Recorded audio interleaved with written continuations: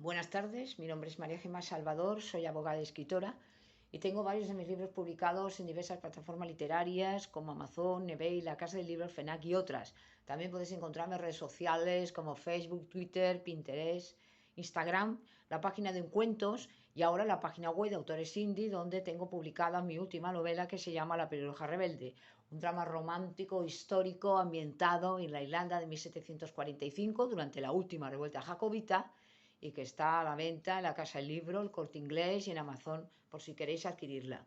En mi canal hago presentaciones de mis libros, audiolibros de novela histórica que yo tenía inéditos, como La corte de Alejandro VI, Noble Plebeyo, El conquistador del mundo, sobre Alejandro el Magno, y reseño obras de grandes autores como El Quijote de la Mancha, de Miguel de Cervantes y otras obras que me han llamado la atención tanto por autora como por lectora. También he dedicado una sección dedicada a la Biblia, la Palabra de Dios y un ciclo de conferencias dadas por mi compañero de despacho José Donaire, que además de abogado es un gran amante de la literatura, y la última conferencia que hemos grabado sobre él y la última intervención ha sido en febrero con ocasión del Día de Andalucía en la Casa Andalucía en Barcelona, y a propósito de la exposición de los carteles taurinos, que actuó también el torero llamado el Inclusero y que José Donaire actuó como mediador. Por otro lado, deciros que mañana, que es 19 de abril, si Dios quiere a las 6 de la tarde, en el Santo Ángel, la Asociación Santo Ángel de Barcelona, que está situada en la calle Concilio de Trento 106 Bajos, José Donaire dará una conferencia sobre los hechos acaecidos en 1714 durante la sucesión a la corona de España, y también yo presentaré ese mismo día y durante esa tarde el libro La pelirroja rebelde, y todo aquel que quiera acudir será bien recibido. El día 22 de abril, sábado, con ocasión del Día del Libro, Internacional del Libro, estaré en la Casa Madrid, si Dios quiere, en la calle Osias Mar 37 de Barcelona, a partir de las 12, 12:30, y todo aquel que quiera acudir pues también será bien recibido, porque no solamente estaré yo, sino también habrán otros autores exponiendo y vendiendo sus libros, y todo aquel que quiera acudir ya lo sabe. Por otro lado, el viernes voy a estar en la Casa Andalucía en Barcelona, con ocasión de la presentación por la tarde de una escritora que se llama Estrella Ambrosio, que va a presentarnos una obra suya, El aleteo de las mariposas, la segunda parte, que se llama Cádiz, y que creo que va a ser bastante interesante. Va a hablar sobre un tema muy polémico como son los niños robados. Entonces, yo la voy a presentar, pero creo que va a ser un tema que va a gustar, y que, bueno, todo aquel que quiera acudir a partir de las 6 de la tarde pues puede ir a este centro, ¿no? La Casa Andalucía en Barcelona está en la Gran Vía 1172. Y bueno, y ahora siguiendo, bueno, hago novelas espontáneas, esto es narrar de viva voz, como La Torre de Piedra en la Costa y El Castillo de la Imaginación. Y ahora, siguiendo con el tema de la Biblia y la palabra de Dios, voy a afrontar un tema que en realidad son muchos. A veces sabemos que la Biblia, ya lo había dicho, contiene tesoros.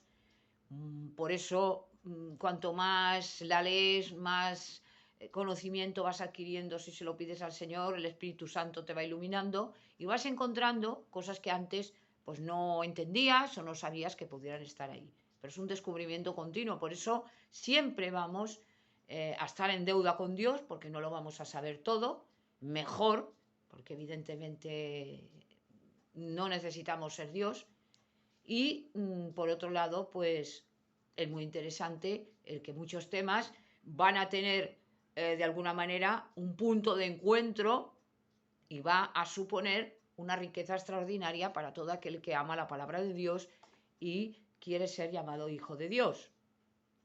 Entonces, lo que quiero decir es que yo voy a hablar de lo que he aprendido a través de la lectura de la palabra de Dios, de lo que se aprende de la Biblia y de lo que de alguna manera supone esa redención, ese regalo que Dios nos da a todos aquellos que aceptamos a Cristo, pero que a pesar de que estos temas parece que, bueno, ya está todo dicho, ya lo hemos hablado, ya tal, siempre nos van surgiendo nuevas preguntas, nuevas incógnitas, que a través de la palabra de Dios vamos a resolver. Yo he aprendido que efectivamente el temor a Dios es el principio de la sabiduría. Cuanto más estás con el Señor, cuanto más estudias la palabra, cuanto más la meditas y la aplicas luego a tu vida, que eso es la sabiduría, te vas haciendo más sabio. Y por lo tanto, eso nos va quitando de muchos peligros, nos da muchas bendiciones y hace que la vida la veamos de una manera muy diferente a como la veríamos si realmente no tuviéramos en cuenta este regalo que es la salvación de nuestros pecados a través de Jesucristo, de Yeshua a Mashiach, el Mesías. Entonces, lo grande es que evidentemente un ser tan perfecto como solamente lo puede ser Jehová Sebaot, Dios de los ejércitos, haya querido que sus criaturas puedan llegar a ser llamadas hijos de Dios.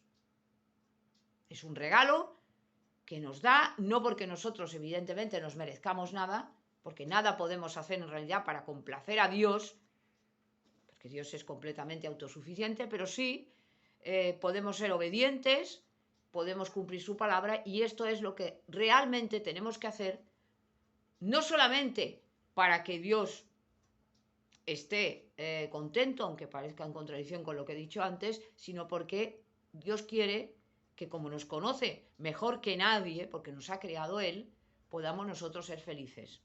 Cuando nosotros obedecemos a Dios, somos felices. Estamos haciendo lo que debemos hacer. Cuando no obedecemos a Dios,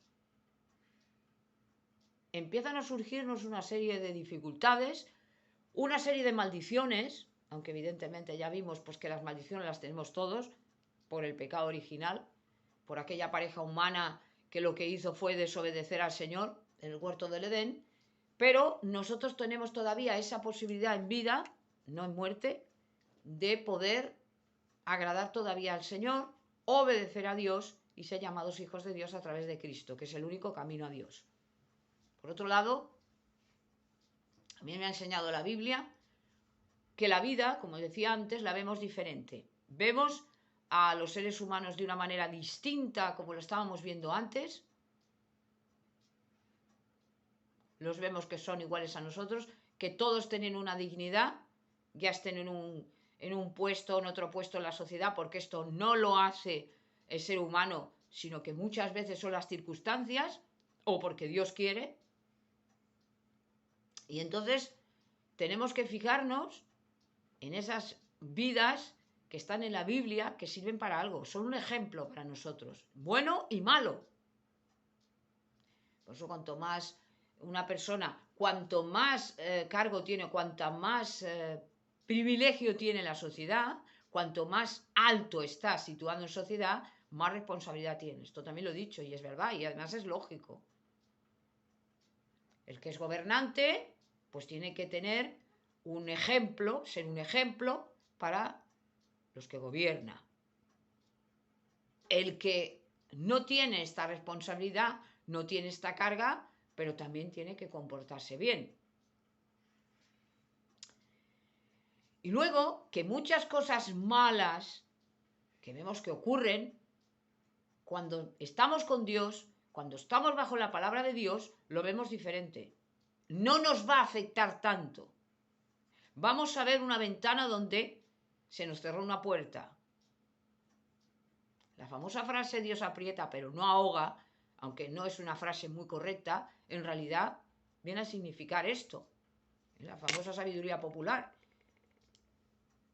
Te puede venir una enfermedad grave, te puede venir una desgracia, pero siempre hay una luz. Siempre sabes la tranquilidad que miras arriba y dices, Señor, yo sé que tú no me vas a dejar, no me vas a abandonar.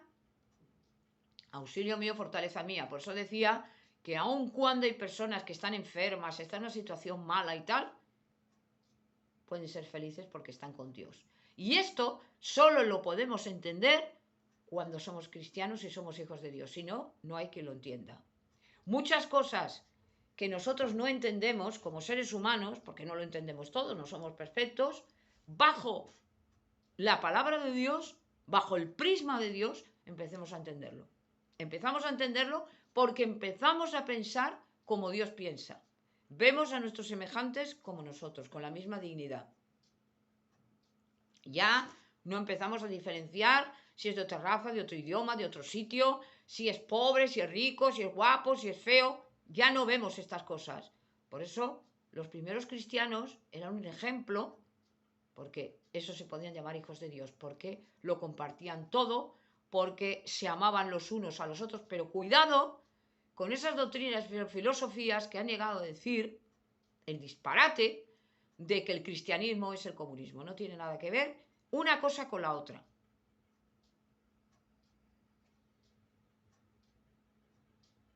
Porque el comunismo es una política y el cristianismo no es una política.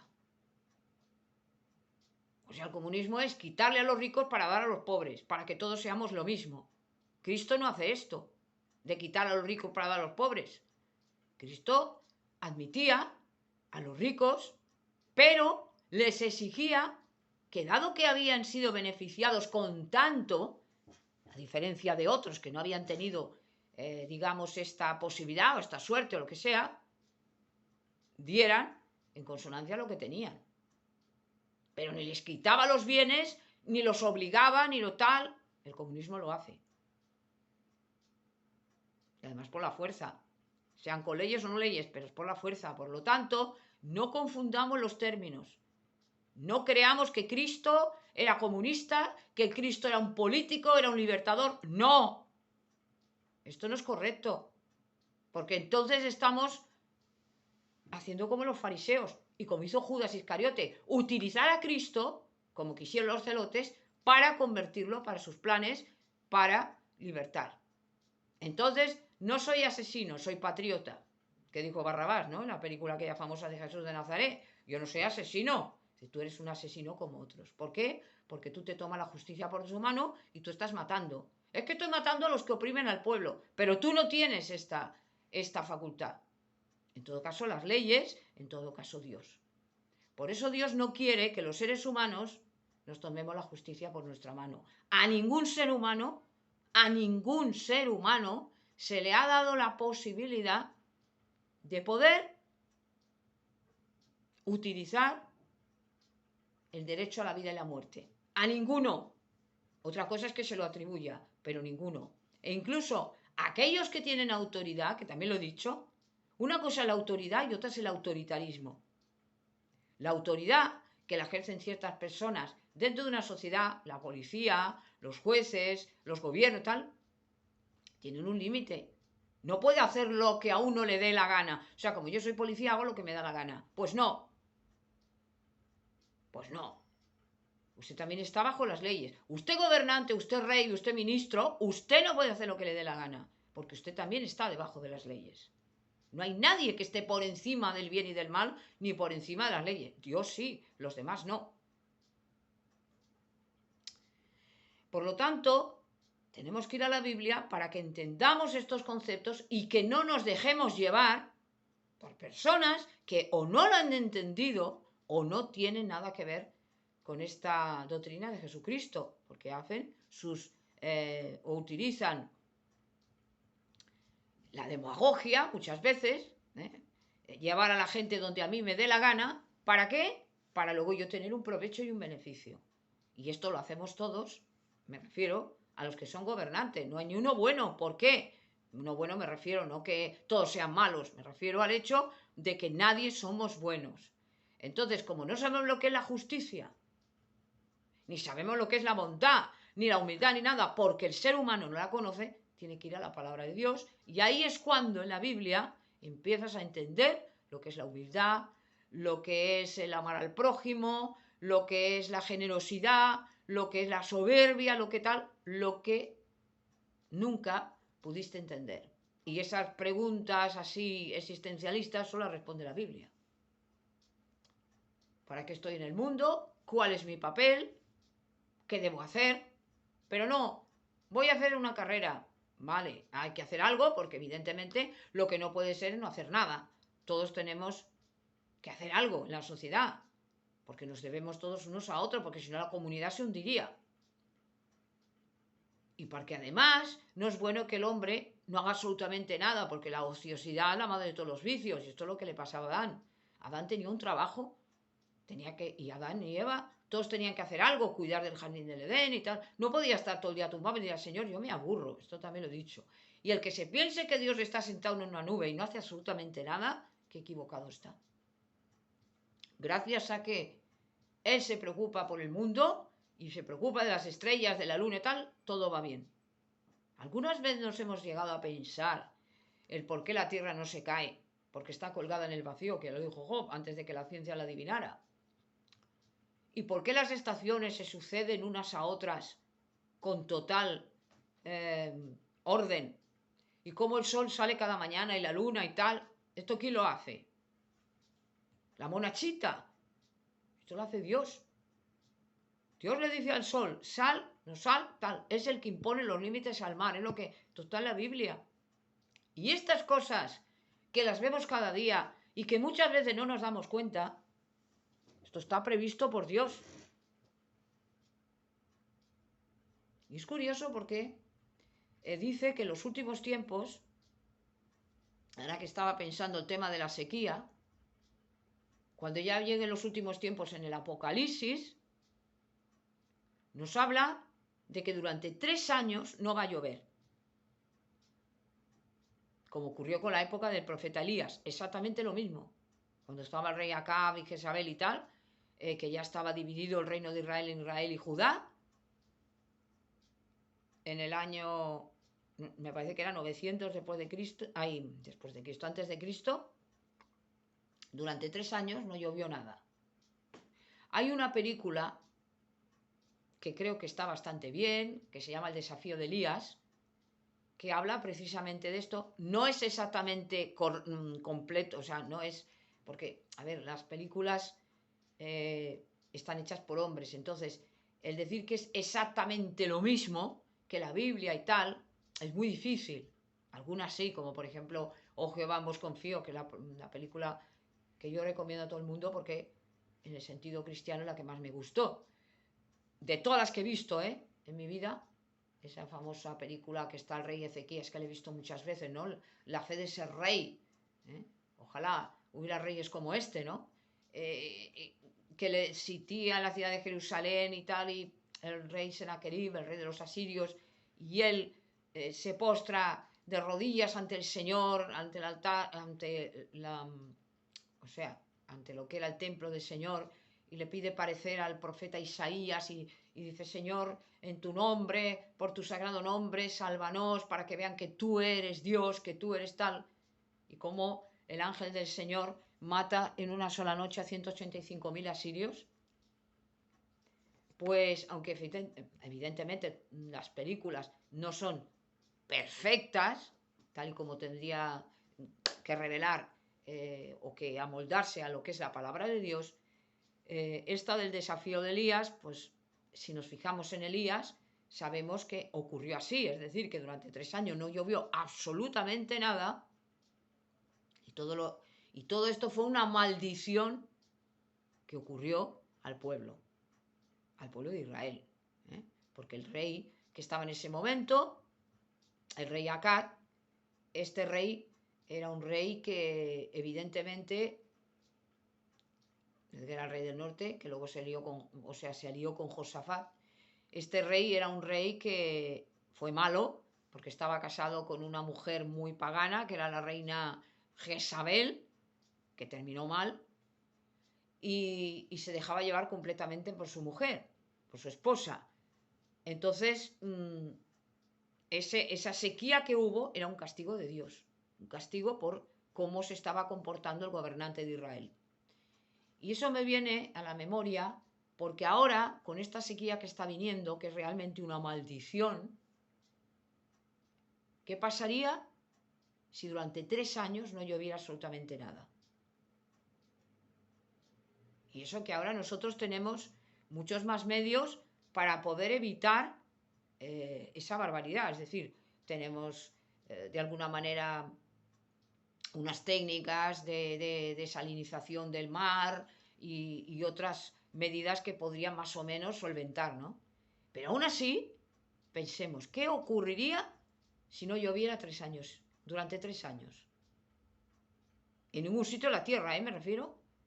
Solamente en nuestro país, en España, eso sería una catástrofe de unas dimensiones impresionantes. ¿Por qué? Porque sin agua no hay vida.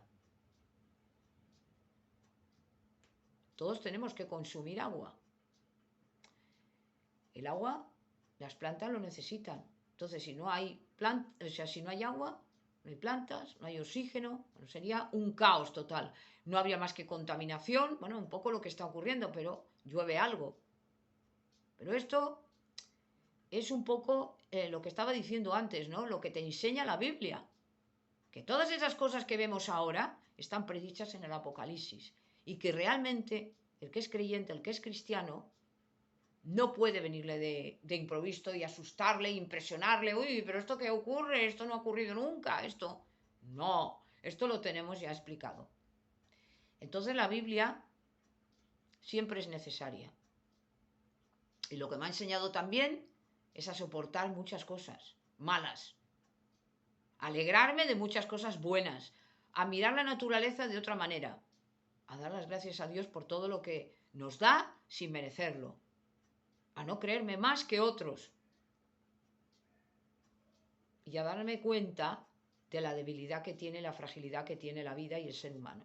En cualquier momento podemos desaparecer. En un chas ya no estamos aquí.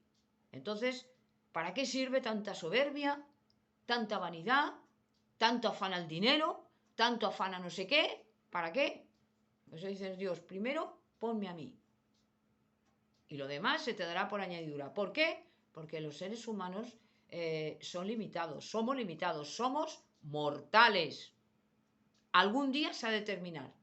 Algún día tenemos que desaparecer. O bien por un cáncer, o bien por un accidente de coche, o bien por el corazón, o bien porque viene uno y nos mata, o por un accidente de lo que sea. Tenemos que desaparecer del mundo. No vamos a vivir siempre aquí. Y esto, cuando uno va pasando la vida, se va empezando a dar cuenta, cuando ya tiene una madurez espiritual y mental. Espiritual es cuando te das cuenta de las cosas del Espíritu, de Dios, estás con el Señor, estás con el Espíritu de Dios y te va dando conocimiento. Te vas dando cuenta de lo frágil que es la vida y de lo corta que es la vida, a pesar de lo que nos parece. Cuando uno está en la niñez, cuando uno está en la adolescencia, cuando se tienen 20 años, no se piensa todas estas cosas. ¿Por qué? Porque no se ven estas cosas, y menos mal que no se vean, hasta cierto punto. Por lo tanto, tenemos la Biblia. Leed la Biblia y veréis la sabiduría que contienen esas páginas. Por eso se dice que es el libro más leído y más vendido de todo el mundo, porque es verdad. No hay libro más sabio que este. Y luego nos da una tranquilidad de que Jehová Sebaot, Dios de los ejércitos, nuestro Padre, de los cristianos, nuestro Padre, no nos va a abandonar. Es cumplidor de lo que dice. Es el único, y Cristo, del cual te puedes y de los cuales te puedes fiar, no de los demás, no del ser humano. El ser humano miente, falla, muere. ¿En quién vamos a confiar sino en Dios? Tuya es mi esperanza y tuya mi salvación. ¿En quién vas a confiar? ¿En el político tal, en el estadista tal? Si son seres humanos, no son perfectos. Hoy dicen blanco, mañana dicen negro. ¿En quién? En la comunidad científica. Son seres humanos. Por lo tanto, como nosotros como seres humanos tendemos a endiosar al deportista, a fulano, al mengano, porque esto lo tenemos dentro de la conciencia, al adorar a Dios. Y cuando no conocemos a Dios y no respetamos a Dios o no queremos saber nada con Dios, adoramos al fulano, al mengano, a la zutana, a lo tal, y los convertimos cuando no nos damos cuenta que son seres humanos.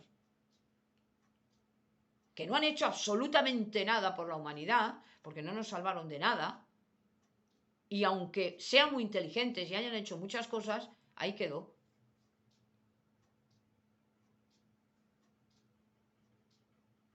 Entonces vayamos a adorar y a poner, por ejemplo, a Jesucristo. Yo cuando alguna vez estamos hablando y me dicen y no me dicen y qué tal y qué cual, Yo digo que yo tengo un maestro que se llama Jesucristo, al cual admiro. Jesucristo es verdaderamente el Hijo de Dios al que debemos acudir, el que debemos admirar, porque es un ejemplo para nosotros en todo.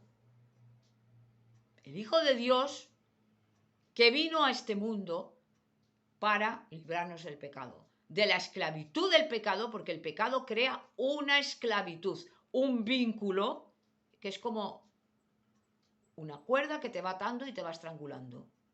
Te conviertes en un esclavo de ese deseo que tienes, pecaminoso, de lo que sea,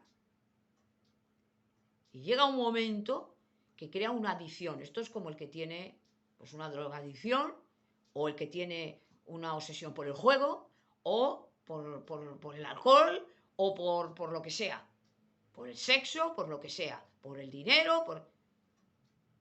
El ser humano es autodestructivo, esto ya lo he dicho, y cualquier cosa le empieza a obsesionar.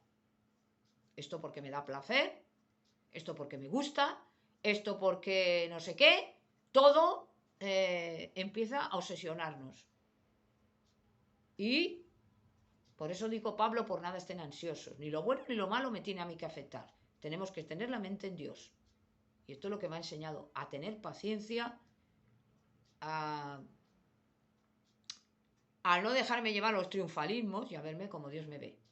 Una persona pecadora, una persona que no es infalible y una persona que tiene muchísimo que aprender de Dios y aprender de los profetas del Señor. Y a pesar de que nos puede gustar leer, a pesar de que nos puede gustar otras cosas que vemos en el mundo, el único que tenemos que seguir es a Cristo. Porque es el único que nos va a salvar, el que nos da la vida eterna y el verdadero rey celestial.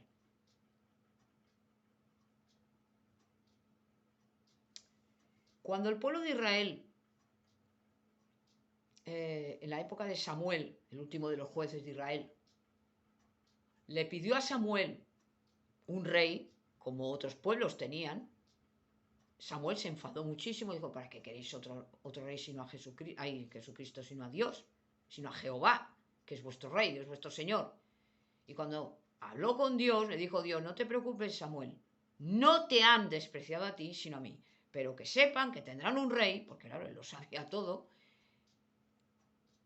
y les ocurrirá esto y esto. Es decir, que nosotros, cuando elegimos algo, siempre tiene unas consecuencias. Y cuando nos empecinamos que en algo, Dios muchas veces nos deja que nos demos de narices. Ya no me vas a escuchar porque Dios no obliga a nadie, esto también lo he aprendido, pero que sepas que esto te va a ocurrir. Muchas veces ya somos tan tercos como las mulas, o peor, y tiene que ser esto, y ya nos soltamos de la mano de Dios. Y es una pena, porque si somos salvos, que la salvación no se pierde, como cristianos y como creyentes, nos vamos a perder muchas bendiciones y muchas recompensas. Y si no somos salvos, porque no creemos en Dios, ni en Cristo, ni nada, Dios nos deja tranquilamente libres. Que nadie se piense que Dios es un tirano y que Dios disfruta haciendo el mal y que lo que quiere es, pues eso, que la gente haga lo que Él quiere. Esto no es verdad. Una imagen totalmente distorsionada de lo que es Jehová Sebaot de los ejércitos. También me ha enseñado la vida, y me ha enseñado la Biblia, mejor dicho, que muchas personas creen conocer a Dios y no le conocen. El Dios que le han hablado, o del Dios que le han hablado, no es el Dios de la Biblia. Y esto es tremendo porque nos ha pasado a todos, hemos salido de muchas iglesias o de muchas filosofías mundanas, y cuando vamos a la Biblia y empezamos a convertirnos a Dios, a Cristo, y empezar Dios a trabajar con nosotros, a quebrantarnos, a limpiarnos de todas aquellas porquerías que teníamos mentales y físicas, y espirituales, nos damos cuenta de que ese no es el Dios que nos habían enseñado. Nuestra enseñanza era una enseñanza completamente farisea.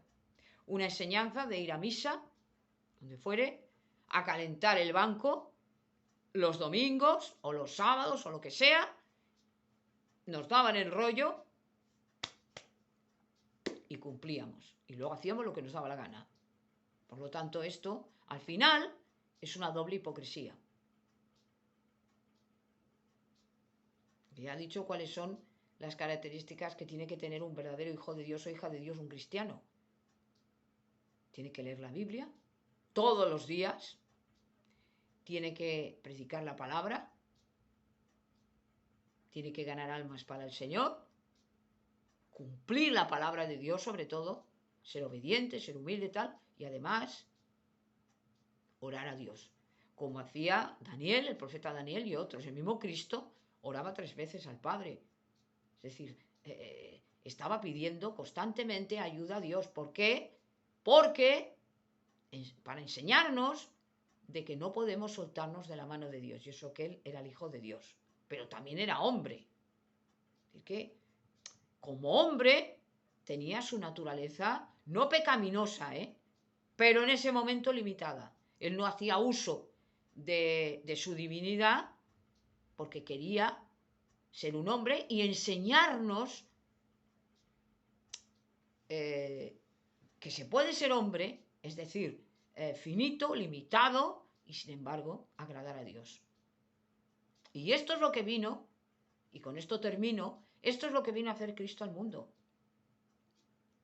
¿Para qué viene Cristo al mundo? Para salvarnos del pecado original. Es decir, para salvarnos de nuestra esclavitud al pecado. En el momento en que Adán y Eva le dijeron no a Dios y sí al demonio, en el jardín del Edén, nos transmitieron todas las maldiciones que hoy estamos viendo cada vez más grandes conforme llegamos al final de los días. Y todas estas maldiciones han hecho que el hombre no tenga la tierra como la tenían Adán y Eva, no tenga más que contaminación, odios de hombres a hombres, guerras continuas, y un clima que no es el clima que Dios había querido para nosotros. Clima me refiero no en sentido atmosférico, sino en todos los sentidos. Hoy en día es imposible encontrar un lugar donde haya paz. Imposible. Porque donde haya un ser humano, ahí está la guerra. Esto que estoy diciendo que parece un disparate es la pura realidad. ¿Por qué? Porque la guerra la llevamos nosotros. Llevamos el pecado que nos lleva a ser egoístas, que nos lleva a ser codiciosos, que nos lleva a odiar al prójimo, que nos lleva a creernos algo, que nos lleva a tal. Esto lo llevamos todos dentro. Mentira el que diga que no lo tiene. Esto se ve desde que uno nace. Desde que somos niños ya lo llevamos dentro de la maldad. Lo que pasa es que mientras uno es niño no tiene el conocimiento del bien y el mal y por lo tanto es inocente. Pero no es bueno. Son cosas que las vas viendo, las vas aprendiendo conforme vas leyendo la palabra de Dios. Y te vas dando cuenta de muchas cosas que antes no las veías porque evidentemente o no querían que las vieras o tú no podías verlas. Porque si nosotros leemos la Biblia con el espíritu carnal, el espíritu mundano, ni entendemos absolutamente nada, ni tampoco la queremos. ¿Por qué? Porque lo vemos un disparate. Bueno, ¿esto que está diciendo aquí? ¿Qué es esto? Un Dios vengativo que castigó a este, al otro y al otro. Todas estas cosas que vienen, que no podemos hacer lo que nos da la gana, que no sé qué. Encima puede evitar el mal y no lo evita. Esto como piensa en la persona carnal, que no ha entendido nada de lo que es Dios. Y Dios no es solamente la prosperidad, no solamente la bondad, sino también es la justicia. Hay un odio santo, un celo santo, que es la ira de Dios y que está justificada. Porque Él, como Dios, es el único que puede tanto crear como destruir. Porque Él es Dios. Él es el dueño de nuestra vida y como lo ha creado, la puede destruir. Esto lo entenderá el que sea creyente y sea cristiano como en el sentido que yo le estoy dando. Y la cantidad de veces que Dios nos ha dado oportunidades al ser humano que si fuera un hombre no las hubiera dado nunca. Esa paciencia que tuvo antes del diluvio, cuando la época de Matusalén, que estuvo 969 años aguantando al ser humano, esperando que se convirtiera, y después salvando a la familia de Noé para volver otra vez a crear una nueva humanidad, un nuevo mundo, y las veces que ha tenido que intervenir, porque evidentemente aquello ya no se podía aguantar, si hubiera acabado el ser humano, Sodoma, Gomorra y tal, ¿para qué? Para demostrar que Dios será misericordioso, pero Dios no puede aguantar el pecado. Nos da a Jesucristo para que podamos volver a tener la amistad con Dios, que esto es lo que significa las buenas nuevas del reino de los cielos. Os doy ya una esperanza, un mensaje de salvación, gloria en el cielo y paz en la tierra a los hombres de buena voluntad. Os ha nacido un Salvador, os ha nacido un Señor, y todo aquello lo que Dios había prometido cumplió con Jesucristo. Por lo tanto, deberíamos estar agradecidos a Dios por habernos enviado a su Hijo, a Cristo por haberse sacrificado por nosotros, y todo aquel que no le siga, todo aquel que le desprecie, no aquel que no le conozca, porque Dios tratará de otra manera con esas personas según la conciencia. Aquí ya no hay ninguna excusa, porque todo el mundo sabe lo que está bien y lo que está mal cuando ya tiene uso de razón. Pero todo aquel que desprecia a Cristo a sabiendas, incluso aquellos que le conocieron, o sea, aquellos que estaban bajo ese conocimiento, en la ira de Dios los va a juzgar Cristo. Y nosotros los cristianos tenemos la seguridad y además la misma palabra de Dios y de Cristo, de que nosotros no vamos a ser juzgados en la última etapa de la humanidad, en la ira de Dios. ¿Por qué? Porque ya hemos sido salvados y estamos justificados ante Dios por la sangre de Jesucristo. Y esto es un poco lo que yo quería decir en el tema este de lo que me ha enseñado la Biblia, de lo que representa la Biblia y de lo bien que haríamos en no solamente estudiarla desde un punto de vista académico, sino desde un punto de vista espiritual, para beneficiarnos de todas esas perlas de sabiduría, consejos que nos da Dios, enseñanzas que nos da Dios y ejemplos a través de todos los tiempos para que podamos caminar con Dios y que nos vaya bien en la vida. Y esto es un poco lo que yo quería decir del tema tan importante de la Biblia y de lo que ha representado la Biblia, no solamente para mí, sino para la humanidad, para aquella parte de la humanidad que cree en Dios, que salva. Y esto es un poquito lo que yo quería decir. Esta es mi reflexión y gracias por haberme escuchado.